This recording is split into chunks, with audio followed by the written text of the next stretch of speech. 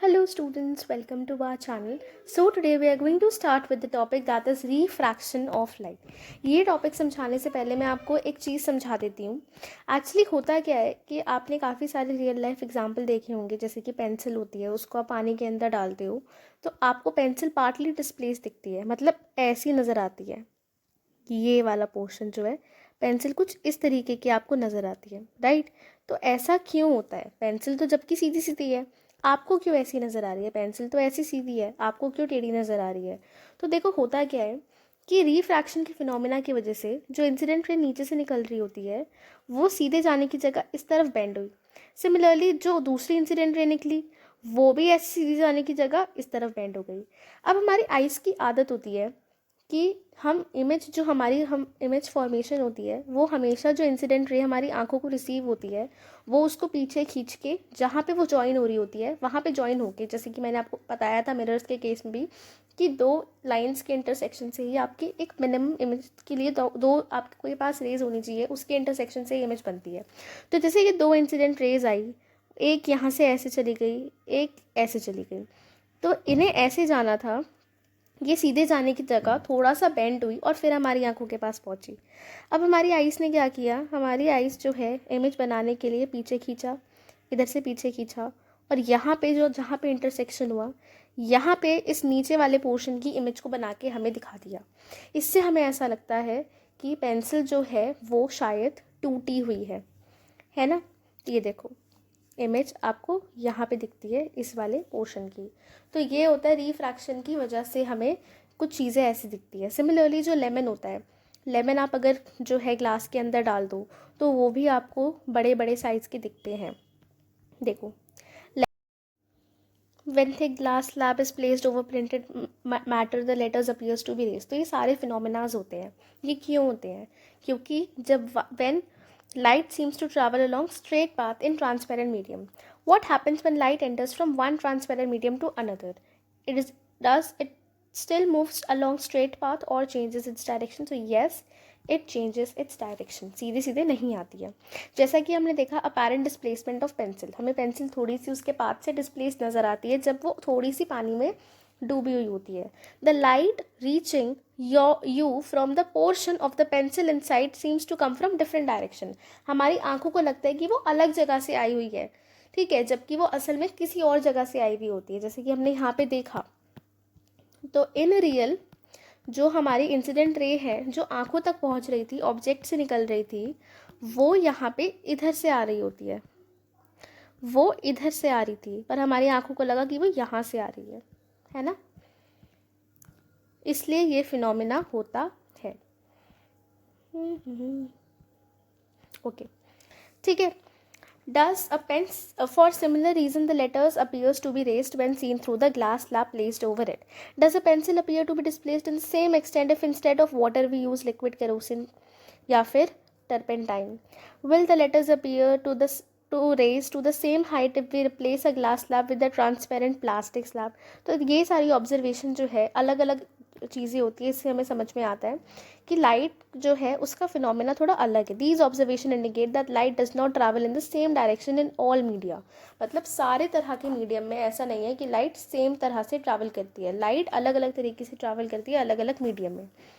It appears that when travelling obliquely from one medium to another the direction of propagation of light changes in the another medium. मतलब अगर ये interface है between air और ये कोई भी एक मीडियम है, तो अगर इंसिडेंट रे से लाइट ऐसे आ रही है तो वो ऐसे जाने की जगह या तो ऐसे चली जाएगी या फिर ऐसे चली जाएगी, ठीक है. This phenomena is known as refraction of light. तो रिफ्रैक्शन ऑफ लाइट बेसिकली क्या है?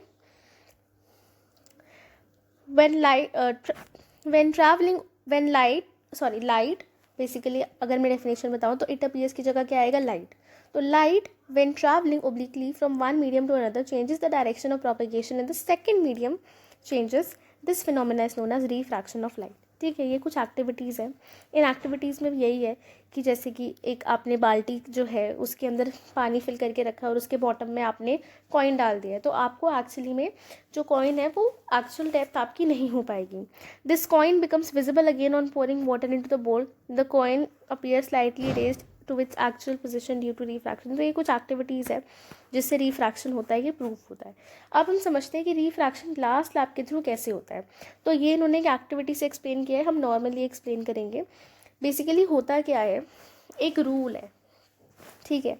जब भी इंसिडेंट रे, कौन सी रे, इंसिडेंट रे, क्योंकि इंसिडेंट रे तो होती है जो किसी भी एक ऑब्जेक्ट से निकलती है। तो इंसिडेंट रे, जब भी इंसिडेंट रे किसी रेयरर से डेंसर मीडियम में आती है तो क्या होता है, इट बेंड टूवर्ड्स,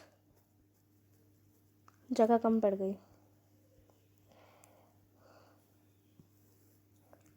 हो क्यों नहीं रहा, ये क्या हुआ, सब गायब।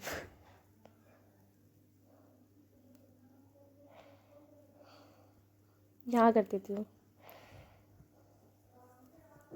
It bend towards the normal. और अगर आपकी इंसिडेंट रे जाती है डेंसर से रेयरर मीडियम में तो वो होती है bend away from the normal. इतना लंबा नहीं लिख रही, समझ में आ गया तुम्हें कैसे होता है, ठीक है। अब हम इसको थोड़ा और अच्छे से समझेंगे जब हमें ग्लास स्लैब के थ्रू देखते हैं। ये एक आपके पास एक अच्छी खासी ग्लास स्लैब है, ठीक है। अब ये जो ग्लास स्लैब है ये मतलब बेसिकली ग्लास से बनी हुई है और इसके इधर एयर है और इधर ग्लास है। अब क्या हुआ, ये कोई इंसिडेंट रे आई, ठीक है। तो ये है एयर और ग्लास का इंटरफेस, ठीक है, कि इसके ऊपर एयर और इसके नीचे ग्लास। अब क्या हुआ, इंसिडेंट रे आई, इंसिडेंट रे EF आती है, ठीक है। अब क्या होता है, इंसिडेंट रे आई, अब ये आफ्टर रिफ्लेक्शन कैसे जाएगी उसके लिए हम नॉर्मल बनाते हैं, क्योंकि ये कोई मिरर का केस तो है नहीं, स्फेरिकल मिरर का जो हम यहाँ पे रेडियस ऑफ कर्वेचर से या किसी उससे पास करते हैं, नो, ये स्लैब का केस है। तो यहाँ हम i angle of incidence equals to angle of reflection के बेसिस पे यहाँ पे सब काम चलते हैं, राइट। तो अब क्या है, यहाँ पे तो रिफ्लेक्शन हुआ नहीं है, रिफ्रैक्शन हुआ है।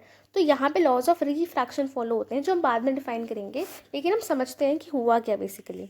तो हमने एक नॉर्मल लाइन बनाई, ये नॉर्मल लाइन है, ठीक है। अब ये जो इंसिडेंट रे थी, अगर मैं इसको सीधे सीधे जाने दूँ तो ये सीधे सीधे कुछ इस डायरेक्शन में जाएगी, लेकिन मैंने ऑब्जर्व किया ये इस डायरेक्शन में गई, ऐसे चली गई।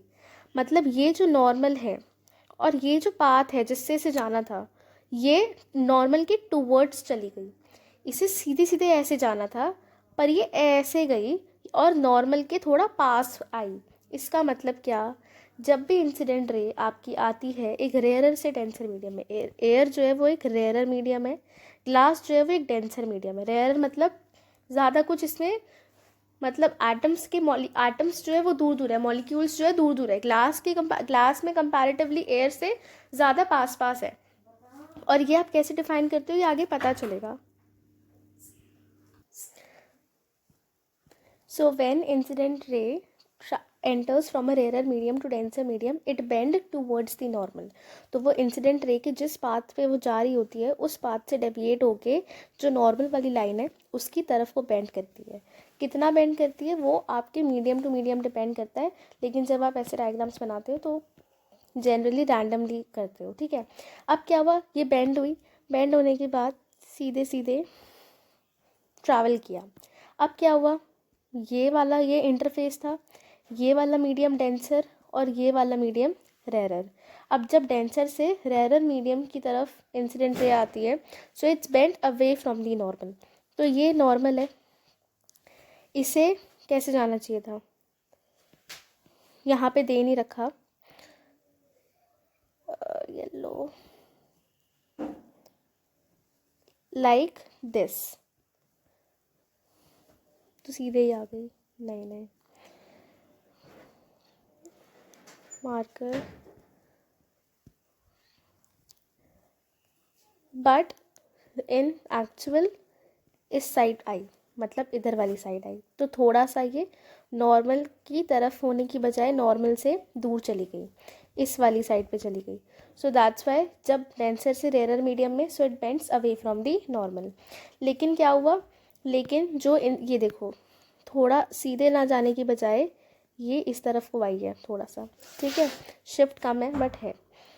मतलब बेंट कम हुई है, लेकिन हुई है अवे फ्रॉम दी नॉर्मल और अपने पाथ से डेविएट हुई। देखो यहाँ पे आप ध्यान से देखो तो ये सीधी लाइन नहीं है, ये लाइन थोड़ी सी टेढ़ी है, ठीक है। और जब आपने ये जो इंसिडेंट रे थी जो इन एक्चुअल आ रही थी, जो जैसे आई थी उसे वैसे ही चले जाना चाहिए था, वो वाली रे और ये जो एट द एंड आपकी रिफ्रैक्टेड रे जो जी एच निकली है, ये दोनों आपस में पैरेलल है, ठीक है।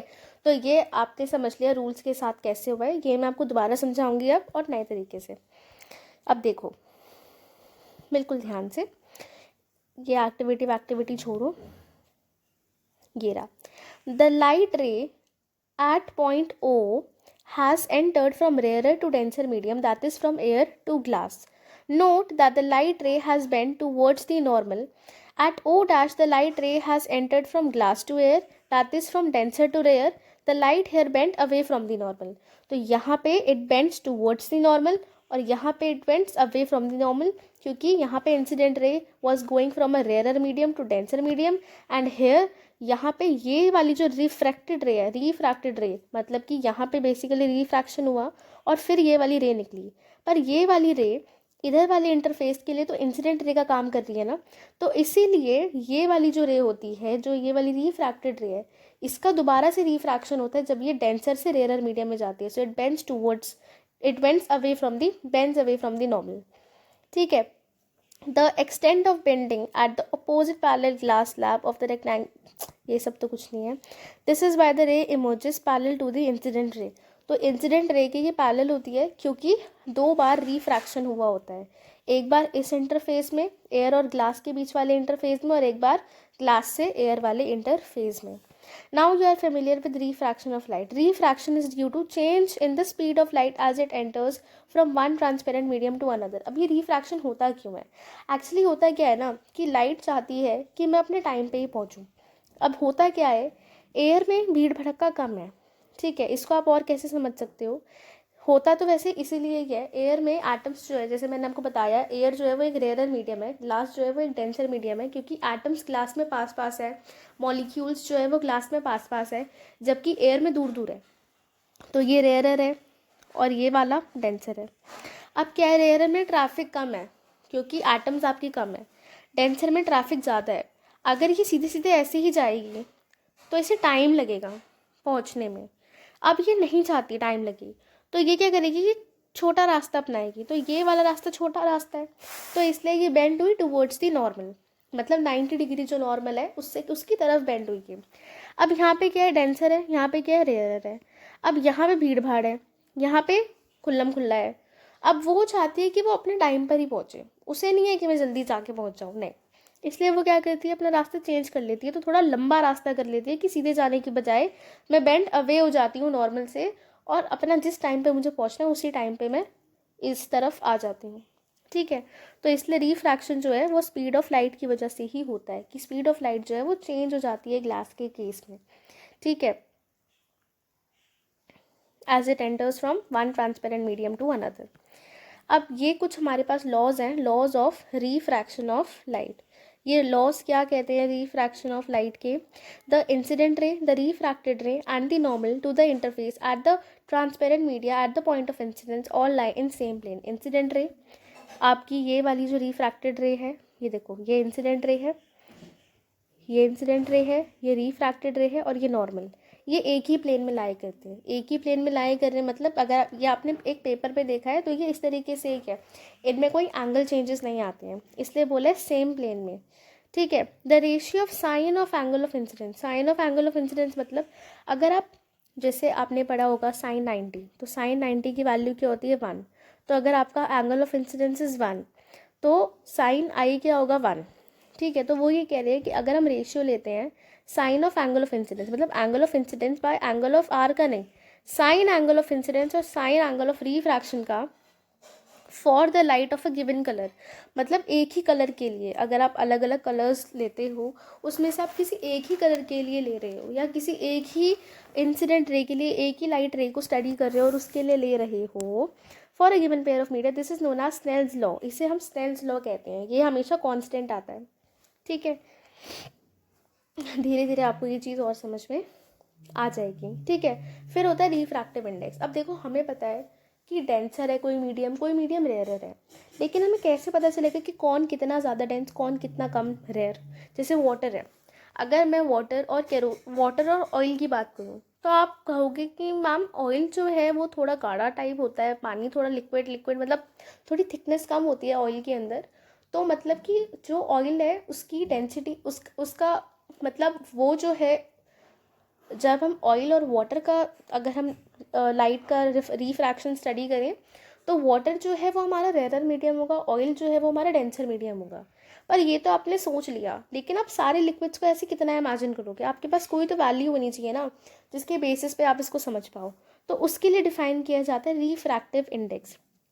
You have already studied that the ray of light that travels obliquely from one transparent medium into another will change its direction in the second medium. This is known as refraction. The extent of change in direction, मतलब direction में change तो है पर कितना change होगा।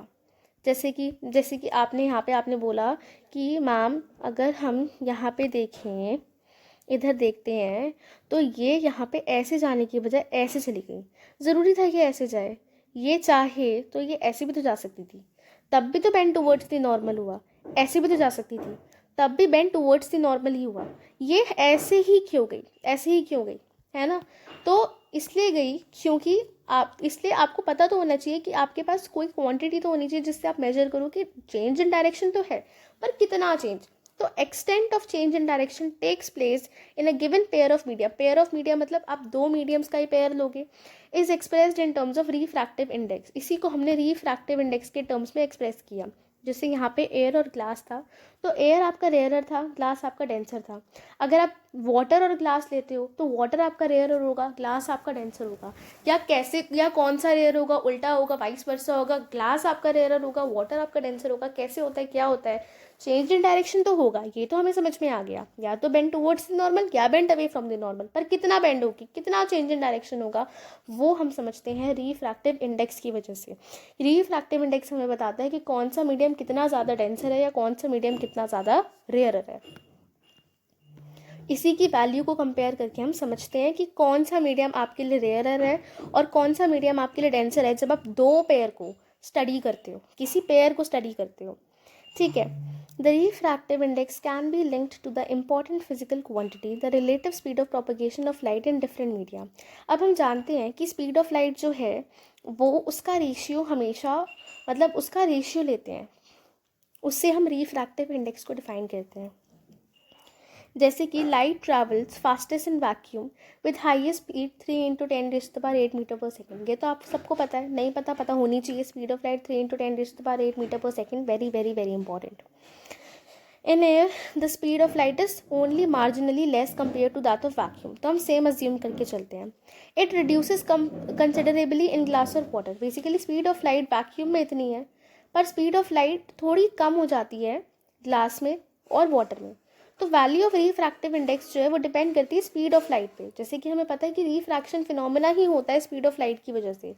ठीक है, क्योंकि जो स्पीड ऑफ लाइट है, इंसिडेंट रे की लाइट जो है उसको ट्रैवल करने की स्पीड कम हो जाती है, तो इस वजह से ही हमारे रिफ्रैक्टिव इंडेक्स की क्वांटिटी डिफाइन हो रखी है। The refractive index of medium 2 with respect to medium 1 is given by the ratio of speed of light in medium 1 by speed। कुछ समझ नहीं आया, देखो अगर मुझे रिफ्रैक्टिव इंडेक्स बताना है मीडियम 2 का विद रिस्पेक्ट टू मीडियम 1, मतलब मैं इसका रिफ्रैक्टिव इंडेक्स कैलकुलेट कर रही हूँ जब मीडियम 1 हमारा एयर है तब। अगर मीडियम 1 हमारा वाटर होगा तो ग्लास का रिफ्रैक्टिव इंडेक्स कुछ और आएगा। तो मैं रिफ्रैक्टिव इंडेक्स की वैल्यू ग्लास की जब कैलकुलेट कर रही हूँ तो मैं उसे 1 के रिस्पेक्ट में कर रही हूँ कि जब हमारा मीडियम 1 एयर है, मतलब refractive index of 1 with respect to medium 1, refractive index of medium 2 with respect to medium 1, मतलब अगर आपका जो मीडियम 1 है उसके रिस्पेक्ट में आपने मीडियम 2 की वैल्यू कैलकुलेट करी है, मीडियम 2 के रिफ्रैक्टिव इंडेक्स की। अगर आप मीडियम 1 आपका जो भी है, जैसे इस केस में एयर है, अगर आप वाटर कर दोगे तो आपका रिफ्रैक्टिव इंडेक्स मीडियम 2 यानी कि ग्लास का चेंज हो जाएगा। ठीक है, तो जब आप निकालते हो refractive index of medium 2 with respect to medium 1 तो उसकी वैल्यू क्या आएगी, speed of light of medium 1 by medium 2। और ऐसे ही अगर आप निकालते हो speed of light of medium 1 with respect to medium 2, तो speed of light of medium 2 with respect to medium 1 से ही आप वैल्यू निकालते हो। इफ़ मीडियम 1 इज़ वैक्यूम और एयर, अगर हमने मीडियम 1 को फिक्स करके हमने कुछ वैल्यूज़ निकाली है रिफ्रैक्टिव इंडेक्स की, और इन्हीं को यूज़ करके हम आगे अपना काम चलाते हैं। तो अगर हमें हमारा मीडियम 1 वैक्यूम या फिर एयर है, तो वैक्यूम और एयर को हम का रिफ्रैक्टिव इंडेक्स 1 लेके चलते हैं। इसमें थोड़ा सा ही फ़र्क होता है, वैक्यूम का 1 होता है, एयर का 1.003 होता है, तो हम लगभग इसे 1 ही लेके चलते हैं। ठीक है, तो क्या होता है तब हमने क्या किया, then the refractive index of medium 2 is considered with respect to vacuum. तो जो आप मीडियम 2 का रिफ्रैक्टिव इंडेक्स निकाल रहे हो वो वैक्यूम या एयर के रिस्पेक्ट में निकालते हो। इस रिफ्रैक्टिव इंडेक्स कैलकुलेट करने के तरीके को हम बोलते हैं एब्सोल्यूट रिफ्रैक्टिव इंडेक्स। कहाँ गया, absolute refractive index of medium. It is simply represented as n2. If c is the speed of light, अगर c speed of light है, v speed of light in medium है, तो refractive index nm का क्या होगा, nm क्या है, nm is speed of light of medium m with respect to vacuum। तो speed of light by air और speed of light by medium, medium में कोई speed of light v है, तो ऐसे ही हमने एक मीडियम को एयर कंसिडर करके, एक मीडियम को वैक्यूम कंसिडर करके हमने बाकी सबके रिफ्रैक्टिव इंडेक्स निकाले हैं कि अगर हमारा एक मीडियम, अब देखो आपको ये बात समझ में आ जानी चाहिए कि अगर आप ये वैल्यूज़ याद करते हो, जैसे कि वाटर है, वाटर का रिफ्रैक्टिव इंडेक्स इज़ 1.33, तो ये 1.33 तब है जब आपका एक मीडियम वाटर हो, दूसरा मीडियम वैक्यूम हो। अगर आपका दूसरा मीडियम फॉर एग्जांपल अल्कोहल है, ठीक है, और उसके बाद आप वाटर की कैलकुलेट करते हो रिफ्रैक्टिव इंडेक्स, तो उस केस में आपकी वैल्यूज़ अलग आएगी रिफ्रैक्टिव इंडेक्स की। ठीक है, तो आपको, लेकिन स्टैंडर्ड हमने कैलकुलेट सारी एयर के लिए करी हुई है, और आपके सिलेबस में ऐसा कुछ है नहीं कि आपको अलग अलग रिफ्रैक्टिव इंडेक्स देके कैलकुलेट करवाए, नहीं, आपके में ये रिफ्रैक्टिव इंडेक्स ही कैलकुलेट करवाएंगे, ईजी कैलकुलेशन होगी। ठीक है, ठीक है, तो the absolute refractive index of medium is simply called the refractive index. The refractive index of several media is given in table 10.3। इससे आपको समझ में आता है रिफ्रैक्टिव इंडेक्स वाटर का 1.33 है, हम एयर का निकालते हैं 1.0003, बट ये बहुत ज़्यादा अप्रॉक्स वैल्यू है, हम लगभग वैक्यूम का और एयर का अप्रॉक्सीमेटली 1 ही लेके चलते हैं रिफ्रैक्टिव इंडेक्स। ठीक है, Note from table 10.3 that optically denser medium may not have greater mass density, possess greater mass density। अगर कोई मीडियम डेंसर है तो उसकी मास डेंसिटी ज़्यादा नहीं होगी, जैसे कि kerosene having higher refractive index is optically denser than water. तो केरोसिन जो है 1.44 उसका रिफ्रैक्टिव इंडेक्स है और वाटर का 1.33 है, तो 1.44 है, मतलब केरोसिन जो है उसका रिफ्रैक्टिव इंडेक्स ज़्यादा है, ये ऑप्टिकली ज़्यादा डेंसर है, मतलब ज़्यादा डेंसर है। अगर हम लाइट का फिनोमेना वाटर के साथ स्टडी करते हैं तो ये डेंसर है वाटर से, पर अगर मैं इसे टर्पेंटाइन ऑयल से कंपेयर करूँ तो रेयरर है ना। तो ज़रूरी नहीं है कि अगर केरोसिन डेंसर है तो वो हमेशा डेंसर रहेगा, नहीं, अगर मैं टर्पेंटाइन ऑयल की बात करती हूँ तो वो रेयर की तरह काम करेगा। यहाँ पे इस एग्जांपल में उन्होंने केरोसिन को वाटर के साथ कंपेयर किया हुआ है, तो इसलिए kerosene having higher refractive index is optically denser than water, वो ऑप्टिकली डेंसर है वाटर से, although its mass density is less than water, तो लेकिन उसकी मास डेंसिटी क्या है, वाटर से कम है। ठीक है, ये इतना है नहीं, बट आप पढ़ लो। The ability of medium to refract is also expressed in terms of optical density. Optical density is a definite connotation. It is not the same as mass density. We have seen rarer and denser medium in this chapter. It is actually optically rarer medium and optically denser medium. तो हम rarer और denser medium बोल रहे हैं, but हम optically बोलते हैं। आप कहोगे कि optically क्या है, तो optical basically light के लिए word यूज़ किया जाता है।